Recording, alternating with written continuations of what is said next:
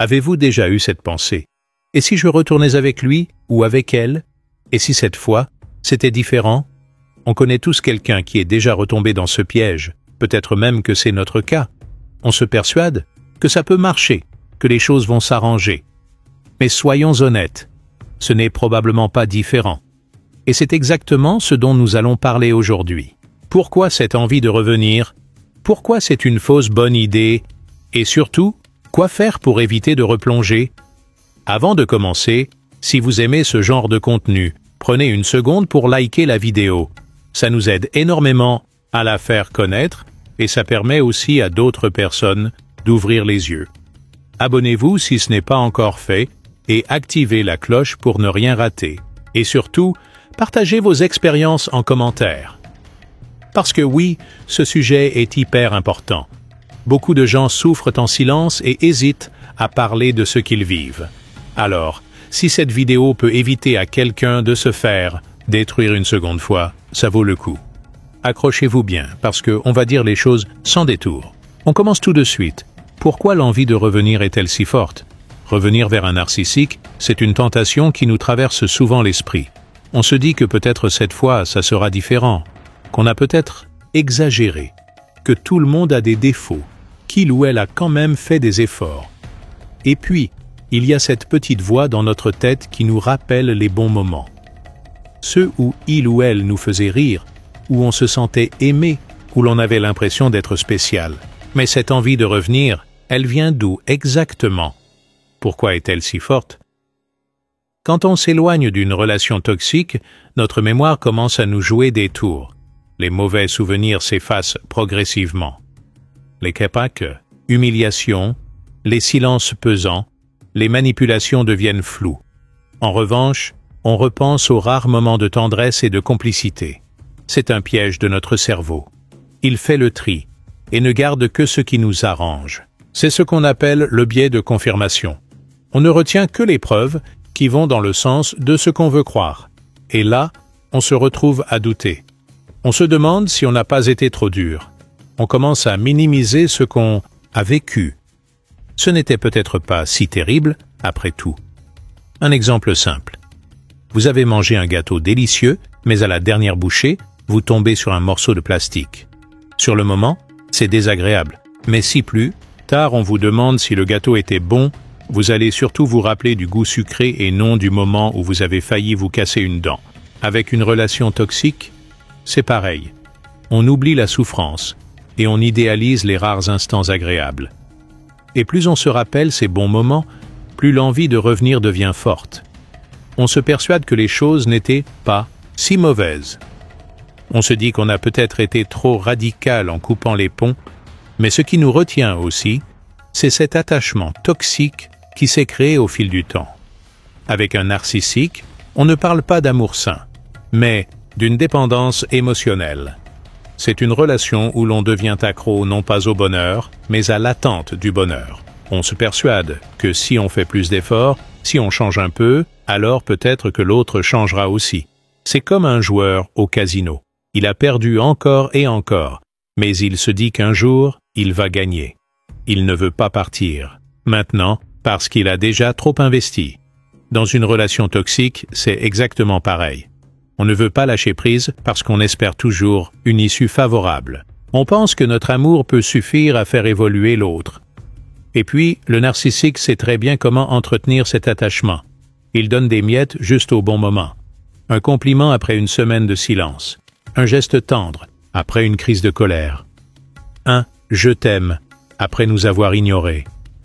On prend ces gestes comme des preuves d'amour, alors qu'ils ne sont que des moyens de garder le contrôle.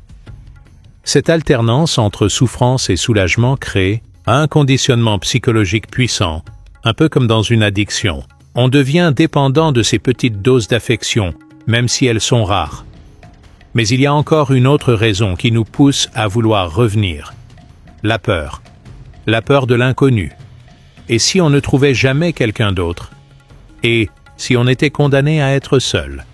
Cette peur est d'autant plus forte que le narcissique a souvent travaillé à la renforcer. Il nous a fait croire que personne ne nous aimerait comme lui, que nous sommes trop exigeants, trop fragiles, trop ceci ou pas assez cela. Petit à petit, on a fini par douter de notre propre valeur. On se demande si on mérite mieux. L'inconnu fait peur. S'éloigner d'une relation, même toxique, c'est affronter le vide. C'est renoncer à une partie de sa vie, à des habitudes, à une forme de stabilité. Parce que oui, être avec un narcissique, c'est destructeur, mais c'est aussi familier. On sait à quoi s'attendre. On sait comment l'autre fonctionne, même si c'est injuste. Et souvent, on préfère ce qu'on connaît, aussi toxique que ce soit, plutôt que de plonger dans l'inconnu. Mais posons-nous la vraie question. Veut-on vraiment retourner vers quelqu'un qui nous a détruits, qui nous a rabaissés, qui a joué avec nos émotions comme si on n'était qu'un pion sur son échiquier? Est-ce qu'on a oublié les moments où on s'est senti humilié, abandonné, incompris? L'envie de revenir est forte, c'est vrai, mais elle ne vient pas de l'amour, elle vient de la peur, de l'habitude et d'un attachement construit sur la souffrance. Alors, avant de faire marche arrière, prenons un instant pour nous poser les bonnes questions. Est-ce que c'est vraiment lui ou elle qui nous manque, ou est-ce simplement la peur d'être seul? Est-ce qu'on veut retourner dans cette relation par amour ou par besoin de combler un vide? Ce vide, on peut le combler autrement, avec des relations saines, avec des activités qui nous font du bien, avec du temps pour nous reconstruire. Et surtout, rappelons-nous une chose. Chaque fois qu'on a voulu croire que les choses allaient changer, elles ont fini par redevenir ce qu'elles ont toujours été. Rien ne change si la personne en face ne veut pas changer, et un narcissique ne change pas. Si cette vidéo vous parle, pensez à aimer, commenter et partager. Il y a sûrement quelqu'un autour de vous qui en a besoin. Et si vous ne voulez pas rater les prochaines vidéos, abonnez-vous. On est ensemble pour avancer et sortir de ces schémas qui nous détruisent. Alors, que se passera-t-il si vous retournez? Si vous retournez, il faut être prêt à affronter la réalité. On aimerait tous croire que cette fois, ce sera différent, que la personne a compris ses erreurs, qu'elle a changé, qu'elle a enfin pris conscience de la douleur qu'elle nous a causée. Mais soyons honnêtes, si elle était vraiment capable de changer, ce serait déjà fait. Changer, ce n'est pas juste dire « je vais faire des efforts ». C'est un travail profond qui demande du temps, une prise de conscience et surtout une vraie volonté. Un narcissique ne change pas parce qu'il ne voit pas de problème dans son comportement. Il n'y a aucune remise en question, juste une envie de reprendre le contrôle. Alors, oui, au début, il ou elle va peut-être jouer le jeu. On va nous promettre monts et merveilles, nous dire que cette fois, ce sera mieux. On aura droit aux excuses qu'on attendait depuis longtemps. On nous fera croire que tout va s'arranger, et on va vouloir y croire. Parce qu'on a envie de croire que tout ce qu'on a traversé n'a pas été en vain. Mais cette illusion ne dure jamais, on le sait. Tout commence toujours par une phase de lune de miel. Tout semble parfait. On se sent aimé, rassuré. On se dit qu'on a bien fait, de donner une seconde chance. Puis, petit à petit, les vieux schémas reviennent. Un regard méprisant, une petite phrase humiliante, une dispute qui éclate sans raison. Et on se retrouve exactement au même point qu'avant. C'est toujours le même cycle. Séduction, manipulation, rejet, puis retour au point de départ. Un exemple tout simple. Quelqu'un qui vous a toujours menti et trahi vous promet soudain qu'il va être honnête. Pendant quelques jours, tout va bien. Puis, sans même vous en rendre compte, les mensonges reviennent. D'abord petits, puis de plus en plus gros. Et avant de comprendre ce qui se passe, vous êtes de nouveau pris au piège. Avec un narcissique, c'est la même chose. Il ou elle ne change pas. Il ou elle s'adapte juste pour mieux nous récupérer. Et le pire, c'est que chaque retour nous affaiblit un peu plus. Chaque fois qu'on replonge, on se sent de plus en plus impuissant. On se dit qu'on aurait dû savoir, qu'on aurait dû écouter notre instinct. On s'en veut. Et plus on a honte, plus on reste bloqué. Parce que avouer qu'on s'est encore trompé, ce n'est pas facile. Un jour, une femme nous a raconté son histoire. Elle était partie, elle avait tout coupé, puis il est revenu avec des promesses et des mots qu'elle avait toujours rêvé d'entendre. Elle a cédé. 3 mois plus tard, elle était de nouveau brisée. Il avait repris le contrôle, l'avait isolée, l'avait rabaissée comme avant. Et là, elle s'est sentie piégée. Elle n'osait plus partir, de peur de passer pour une idiote. Voilà comment la culpabilité nous enferme encore plus dans ce cercle vicieux. Revenir, c'est aussi accepter de voir sa confiance en soi s'effondrer. Plus on se laisse manipuler, plus on perd notre capacité à nous écouter. On se sent faible, incapable de prendre une décision ferme. On doute de tout. On commence, même à se dire qu'on mérite peut-être ce qu'on vit. C'est comme si on abandonnait toute dignité, juste pour avoir un peu d'amour en retour, et c'est exactement ce que le narcissique veut. Il veut qu'on perde toute résistance, qu'on n'ait plus la force de dire non, qu'on soit tellement épuisé mentalement qu'on accepte tout, sans broncher.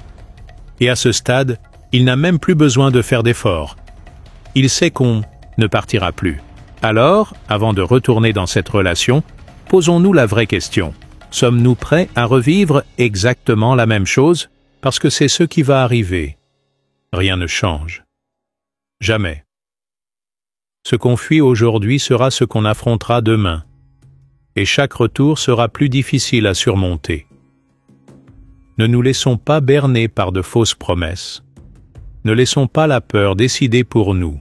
Il vaut mieux affronter la douleur d'une séparation une bonne fois pour toutes, plutôt que de revivre cette souffrance encore et encore. Si cette vidéo vous parle, aimez, commentez, partagez. Il y a sûrement quelqu'un autour de vous qui a besoin de l'entendre. Nous sommes ensemble pour avancer et sortir de ces schémas qui nous détruisent. Les signes que vous êtes en train de vous faire manipuler à nouveau. Si vous êtes en train de retomber dans les filets d'un narcissique, il y a des signes qui ne trompent pas. Il ne va pas revenir en vous disant « Je vais recommencer à te manipuler et te faire du mal ». Non, il va faire ça en douceur, par étapes. Tout commence par des promesses, puis il attaque vos failles, et enfin, il vous isole lentement, sans que vous ne vous en rendiez compte. Vous devez être attentif, parce que plus vite vous repérez ces signes, plus vite vous pourrez reprendre le contrôle. Le premier piège, ce sont les fausses promesses. À chaque retour, le discours est toujours le même. J'ai changé, je ferai des efforts. Cette fois, ce sera différent. Ça sonne bien, ça donne envie d'y croire. Mais regardons la réalité. Depuis combien de temps ces promesses existent-elles? Depuis combien de fois entendons-nous ces phrases sans jamais voir de vrais changements? Le narcissique sait exactement quoi dire pour nous rassurer. Il sait qu'on veut croire qu'un nouveau départ est possible. Mais derrière ces belles paroles, il n'y a rien. Parce que changer demande du travail, et un vrai travail demande de la remise en question. Or, un narcissique ne se remet pas en question. Il adapte simplement son discours pour nous récupérer. Un jour, quelqu'un nous a raconté comment son ex était revenu avec une promesse magique. J'ai compris mes erreurs, je me suis renseigné sur les relations toxiques, j'ai lu des livres, je vais faire mieux. Ça semblait crédible. Mais au bout de quelques semaines, les crises de colère, le mépris et les jeux de manipulation étaient de retour. Pourquoi? Parce que les mots ne valent rien sans des actes concrets et durables. Un véritable changement ne se voit pas en quelques jours ni en quelques belles phrases. Le deuxième signe, c'est l'attaque sur notre vulnérabilité. Une fois qu'il a regagné un peu de terrain, il commence à appuyer là où ça fait mal. Il sait exactement quelles sont nos peurs, nos insécurités, nos faiblesses. C'est là qu'il va frapper. Tu es trop sensible. Tu es paranoïaque. Tu ne trouveras jamais quelqu'un d'autre. C'est toi qui compliques tout. Petit à petit, il sème le doute dans notre esprit. On commence à se dire que, peut-être, on exagère, que c'est nous le problème. C'est un mécanisme de manipulation bien rodé. Il sait que si nous doutons de nous-mêmes, nous serons plus faciles à contrôler. Il joue avec notre besoin d'être rassurés, avec nos blessures. Et le pire, c'est que nous finissons par l'accepter. Parce qu'après avoir entendu ces phrases en boucle, on commence à les croire. Peut-être que je suis vraiment trop exigeant. Peut-être que je ne trouverai jamais mieux. Non, ce ne sont que des mensonges pour nous garder sous emprise. Une relation saine ne fonctionne pas sur le doute et la peur. Et puis, il y a le troisième piège, celui qui est souvent le plus difficile à voir, l'isolement progressif. Ça ne se fait pas du jour au lendemain. Ce n'est jamais brutal. C'est subtil. Il ou elle va d'abord critiquer certaines de nos relations. Ta famille est toxique. Tes amis ne t'aiment pas vraiment. Ils te montent la tête contre moi. On commence à voir ces personnes différemment, à prendre de la distance. Puis, il ou elle va nous occuper de plus en plus. Pourquoi? Tu veux voir tes amis alors que tu pourrais être avec moi? On ne passe jamais assez de temps ensemble. Et sans même s'en rendre compte, on s'éloigne de nos repères. Une femme nous a confié que son ex lui avait fait croire que sa meilleure amie la jalousait et cherchait à saboter leur couple. Au début, elle n'y croyait pas. Mais après des mois à entendre des insinuations, des reproches, elle a fini par couper les ponts avec cette amie. Quand elle a enfin ouvert les yeux, elle s'est retrouvée complètement isolée, sans personne pour la soutenir. C'est ça, l'isolement progressif. Une fois qu'on est seul, le narcissique a tout le pouvoir. Il devient notre seul repère, et à ce stade, il peut tout nous faire accepter. Alors, si vous remarquez l'un de ces signes, ne les ignorez pas. Ne vous dites pas que c'est anodin ou temporaire. Ce sont des schémas de manipulation qui ont déjà prouvé leur efficacité. Plus tôt vous les identifiez, plus tôt vous pouvez prendre du recul et protéger votre équilibre mental. Si cette vidéo vous aide, pensez à aimer, commenter et partager. Il y a sûrement quelqu'un autour de vous qui en a besoin. Et pour ne rien manquer des prochaines vidéos, abonnez-vous. Nous sommes ensemble pour avancer et sortir de ces pièges. Ce que vous devez absolument faire, avant de penser à retourner. Avant même de penser à retourner vers un narcissique, il faut être lucide. L'émotion nous pousse à vouloir revenir. Mais c'est justement cette émotion qui nous aveugle. La nostalgie, la peur, l'espoir. Tout ça nous embrouille et nous empêche de voir la situation telle qu'elle est. Alors, avant de faire une erreur qui risque de nous coûter cher, il y a des étapes essentielles à suivre. Des étapes simples mais puissantes. Parce qu'une fois qu'on met les choses noir sur blanc, on se rend souvent compte que ce qu'on prend pour de l'amour, ce n'est peut-être que de l'attachement toxique ou de la peur de l'inconnu. La première chose à faire, c'est une liste honnête des raisons qui nous poussent à vouloir revenir. Pas juste dans notre tête, mais sur papier. Écrire, ça force à organiser nos pensées. Et surtout, ça permet d'y revenir plus tard, avec un regard plus objectif. Pourquoi voulons-nous vraiment y retourner? Est-ce par amour? Est-ce par peur de la solitude? Par habitude? Parce que c'est plus simple que d'affronter une nouvelle vie?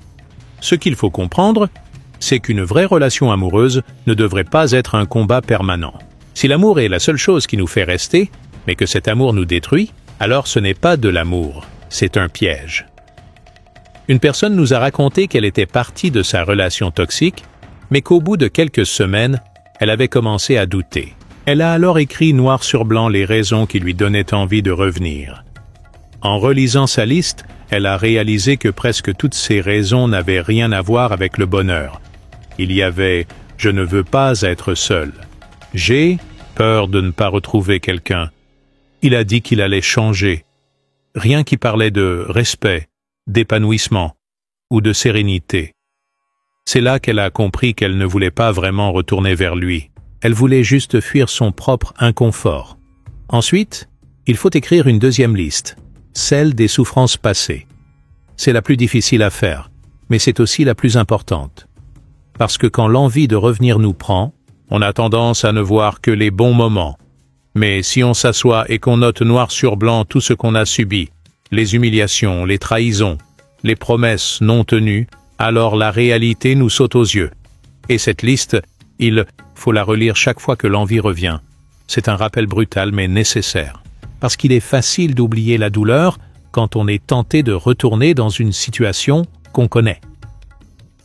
Il y a une phrase qu'une femme nous a confiée après avoir fait cet exercice.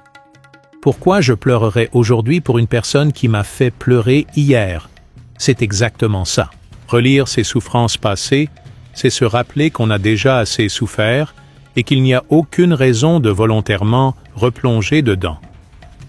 Une autre chose essentielle, c'est d'en parler à quelqu'un de confiance. Ne pas rester seul avec ses doutes. Le narcissique nous isole, nous coupe de notre entourage, nous pousse à penser que personne ne nous comprendra. Mais c'est faux. Il faut parler. À un ami, un membre de la famille, voire un thérapeute si besoin. Il faut quelqu'un qui puisse nous rappeler la vérité quand notre esprit commence à nous jouer des tours.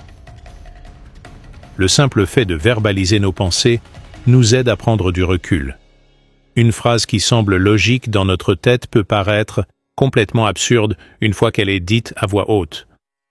Par exemple, dire à un ami « Il a promis qu'il ne me rabaisserait plus » et voir la réaction sur son visage peut suffire à nous faire réaliser à quel point cette promesse est vide de sens, parce que les personnes extérieures voient souvent ce que nous refusons de voir. Enfin, il faut reprendre le pouvoir sur notre propre vie. Travailler son estime de soi, se reconstruire. Parce que si on pense que notre seule option, c'est de retourner vers cette personne, c'est qu'on a perdu confiance en nous. Un narcissique nous brise, nous fait douter de notre valeur. Il faut reprendre ce qu'il nous a volé. Ça passe par des choses simples, faire des choses qui nous plaisent, nous entourer de personnes qui nous font du bien, nous rappeler nos qualités, nos réussites. Se rappeler qu'on existe en dehors de cette relation, que notre valeur ne dépend pas d'une personne qui nous maltraite. Une femme nous a raconté qu'après avoir quitté son ex narcissique, elle s'est inscrite à un cours de danse. Pas pour se changer les idées, mais parce qu'elle voulait reprendre le contrôle sur sa vie, redécouvrir ce qui lui plaisait, ce qui la faisait vibrer. En quelques mois, elle s'est sentie renaître. Et quand son ex est revenu en lui disant qu'il avait changé, elle a juste ri, parce qu'elle n'avait plus besoin de lui. Elle avait retrouvé sa valeur. Donc avant de penser à revenir, faisons ces étapes. Écrivons les raisons, notons les souffrances, parlons à quelqu'un et reconstruisons-nous. Parce que si nous ne faisons pas ce travail, nous serons condamnés à revivre encore et encore le même cauchemar. Et ce n'est pas une vie. Alors, que faire si vous retournez quand même? Si vous retournez quand même, il faut que ce soit en pleine conscience. Pas parce que vous vous racontez une belle histoire où, cette fois, tout sera différent. Pas parce que vous vous dites que l'amour peut tout changer. Mais parce que vous acceptez la réalité telle qu'elle est. Ce retour ne doit pas être basé sur l'espoir, mais sur la lucidité. Parce que vous savez comment cette personne fonctionne. Vous avez déjà vu ce schéma se répéter. Alors, cette fois, si vous y retournez, faites-le autrement. La première chose, c'est d'être honnête avec vous-même. Vous savez à quoi vous attendre. Ce n'est pas un nouveau départ, ce n'est pas une seconde chance. C'est un retour, dans un cycle que vous avez déjà vécu.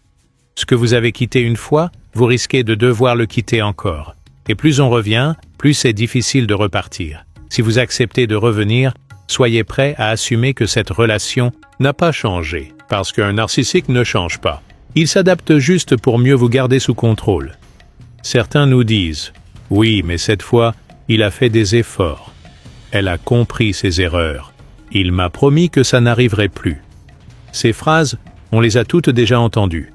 Et elles sonnent bien, elles rassurent. Mais combien de fois ces promesses ont-elles déjà été faites? Et surtout, combien de fois ont-elles été tenues sur le long terme?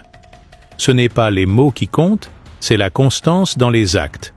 Et la vérité, c'est que les actes finissent toujours par redevenir les mêmes. Alors, si vous y retournez, il faut poser des limites, claires, précises, non négociables. Ce que vous acceptez, ce que vous refusez. Ne laissez rien dans le flou. Et surtout, observez bien la réaction. Un narcissique n'accepte pas les limites. Au début, il peut jouer le jeu, faire semblant de les respecter. Mais rapidement, il testera. Il voudra voir jusqu'où il peut aller. Et c'est là qu'il faudra être ferme. Parce que si vous laissez passer une seule fois, c'est fini. Il saura que vos limites ne sont que des mots. Un homme nous a raconté qu'il était retourné avec son ex en lui posant une règle. « Si tu recommences à me rabaisser, je pars immédiatement. » Elle avait promis qu'elle ferait attention. Les premiers jours, tout était parfait. Puis un soir, lors d'une dispute, elle a lâché un « tu ne vaux rien de toute façon ». À ce moment-là, il a compris. Il n'a pas cherché d'excuses, il n'a pas laissé passer. Il a appliqué ce qu'il avait dit et il est parti. Parce qu'il savait que si ce genre de phrase revenait une fois, ça reviendrait encore et encore. L'autre chose essentielle, c'est de ne pas couper votre entourage. C'est un piège classique.